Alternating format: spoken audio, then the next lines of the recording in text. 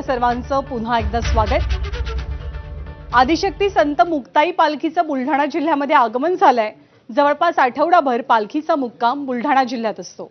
पालखी बुलढाण्यात पोहोचल्यावरती बुलढाणावासियांनी पालखीचं स्वागत तर केलंच, मात्र मुक्ताईंची पालखी बुलढाण्याकडे येताना 8 किलोमीटरचा निसर्गरम्य असा राजूर घाट लागतो।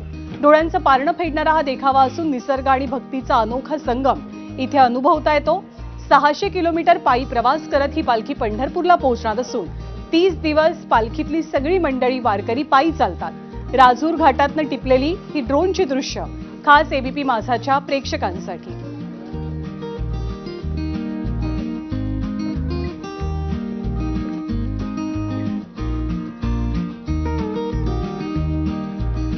तर संतश्रेष्ठ निवृत्तीनाथ महाराजांची पालखी आज नाशिकमध्ये पोहोचली। महापौर उपमहापौरांसह नाशिककरांनी मोठ्या उत्साहात या पालखीचं स्वागत केलं। पालखीवरती जेसीबीतनं पुष्पवर्षाव झाला। कुणी रिंगण केलं, कुणी डोक्यावरती तुळशी वृंदावन घेत विठ्ठलाच्या भक्तीचा गजर केला।